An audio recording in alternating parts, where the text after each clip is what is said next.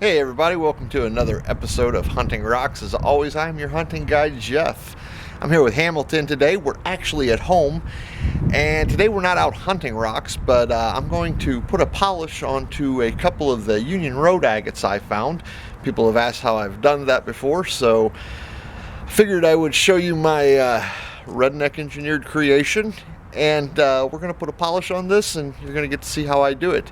So let me get the camera set up and turned on, and we'll go from there. All right, you guys, so this is my homemade rock polisher. It's not the best in the world. In fact, it's an old tile saw that I had that I use for cutting rocks. Still a poor rock hound. Don't have the fancy equipment. I wish I did.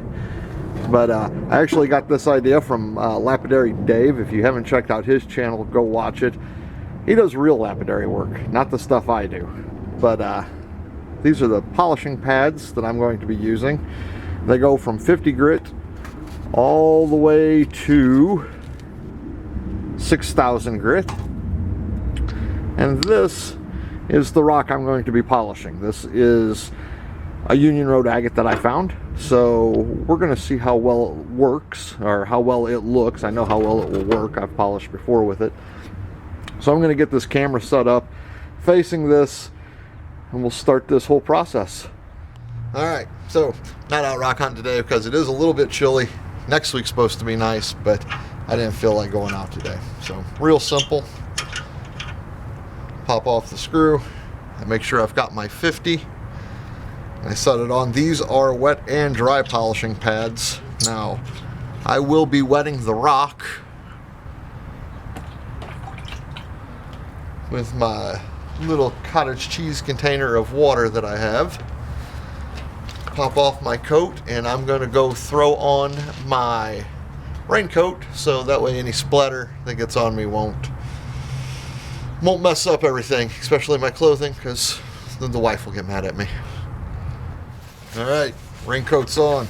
Just so you can see, this is the before. I'm going to leave one of these to show you an after side by side.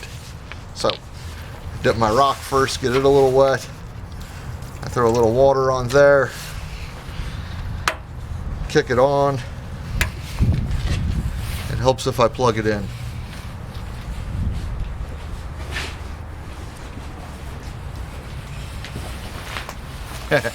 Electricity is important. Okay, let's try this again. Kick it on, it begins to spin.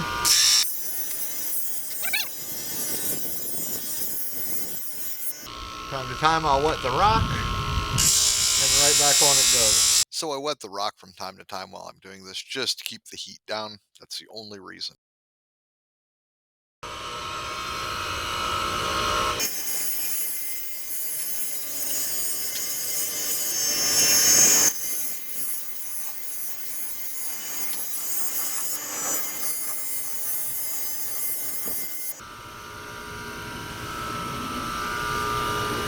So you can see it's already starting to look a lot better.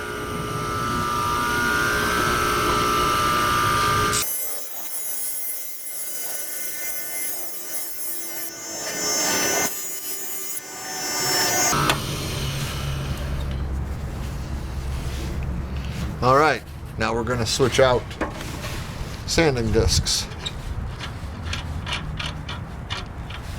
I go from the 50 over to the 100, give it a little dip.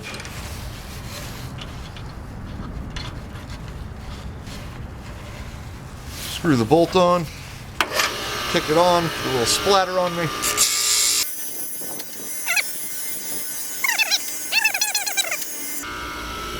Buff out the old scratches, you put in new ones.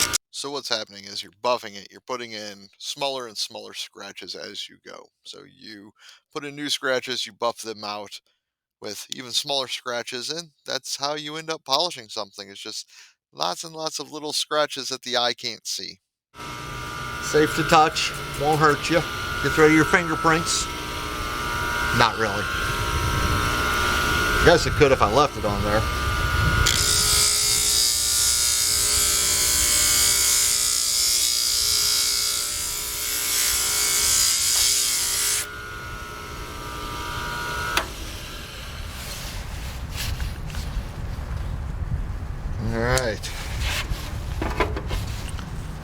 good on 100.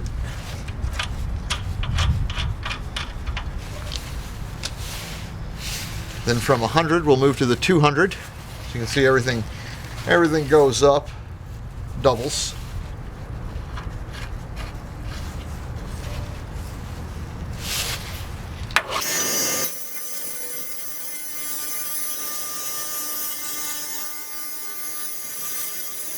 Now it doesn't take much pressure. I'm actually just letting the rock set on top. I am not pushing down on it very hard, just a little bit of pressure. Hit it with a little water.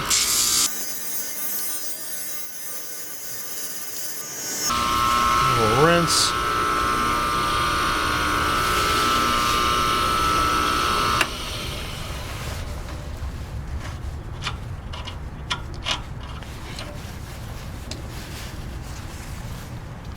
From 200, we're going to the 400.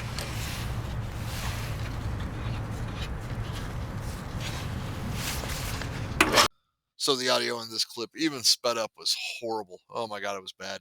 But anyhow, what I was saying is every now and again, I will bump that bolt that sits on the polishing pad. This probably wouldn't happen if I was using a 6-inch or an 8-inch polishing pad and had a little more room. But with the 4-inch that I have, it does bump it. It's nothing to worry about because I'm bumping the outside of the rock.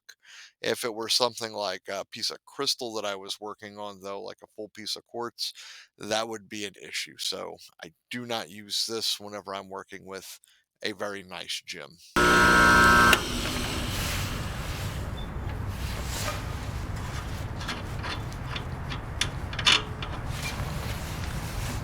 Moving from 400 to 800.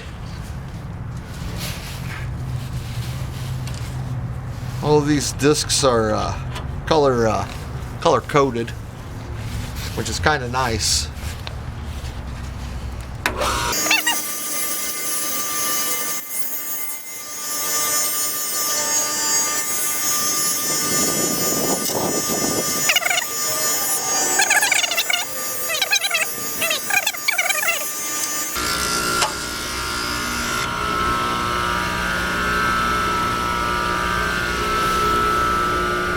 You can see it's starting to really shine up there.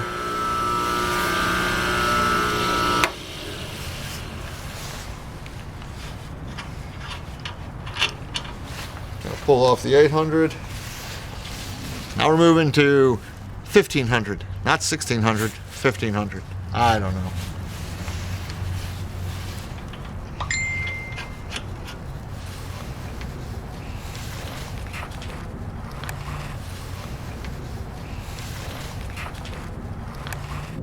Alright, I'm back. Had to answer a message or two. We're at the 1500. So the number is the 50 all the way up to the 6,000. Those are the sizes of the grit. The bigger the number, the bigger the grit. The smaller the number, the smaller the grit. I do wish you could feel how smooth this is getting, because it is getting very silky smooth. And you can see, of the two, this is the one that's being polished. This is just one that I wetted down. The idea is that I want this one to look like it's wet even after it's dry.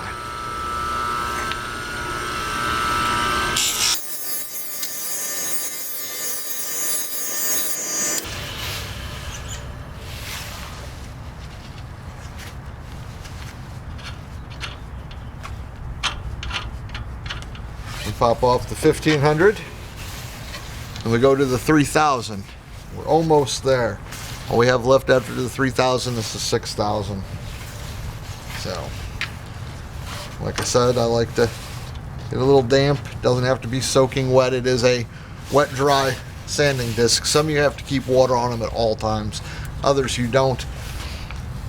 I like the wet dry because I start them off a little damp, go from there.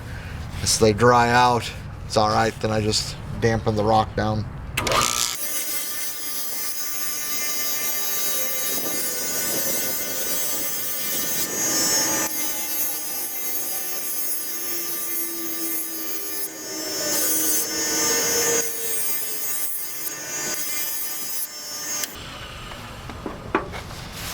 Alright. right, and now we are on to the last pad, the 6,000 pad. I always stack my pads upside down once I'm done. That way I know I've used them. Last thing you want to do is keep them kind of all over the place, and you start off with your 50 and you get to your 800 or whatever, and you mess up and you grab your 200, because then you'll have to do that whole process over again. Or worst case scenario, you think you're grabbing your 6,000, you grab your 50, and then you start from square one. I luckily haven't done it yet. I have started from square 3 before.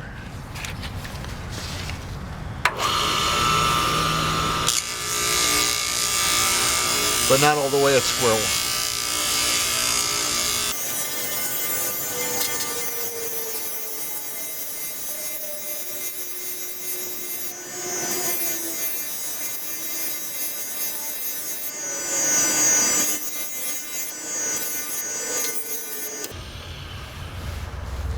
Alright, there we have it. I'm gonna take my raincoat off a little bit and dry that a little bit on my shirt.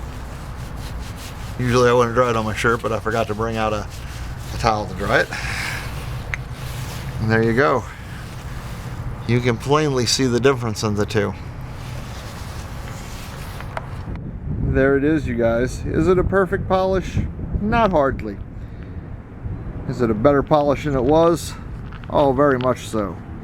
Let's see if I can get these two in my hand to give you a better view of them. It definitely shines it up. Could I have worked on it a little more? Yeah, probably. But I'm pretty happy with it.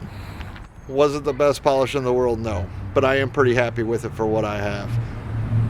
I could have spent a lot more time on it, but that would have been a really long, really boring video. A lot of guys, like I said, will use the cerium oxide. I actually have a felt pad that it won't fit on my tile saw, but it will fit onto a drill. I put that onto a drill and I polish it up a little better, makes it a little shinier. I might do that later on. But anyhow, this is my video for today. I hope you enjoyed it. I hope I can get a like, share, and subscribe from you. And if you have any questions whatsoever, do not hesitate to ask me. I'm pretty open with all my hunting areas where I go looking for rocks, because I want to get people out there rock hunting. I enjoy it. I hope you enjoy it too. So anyhow, I will see you on the next rock hunt. I don't know where Hamilton went. He's off running around. Probably rabbits.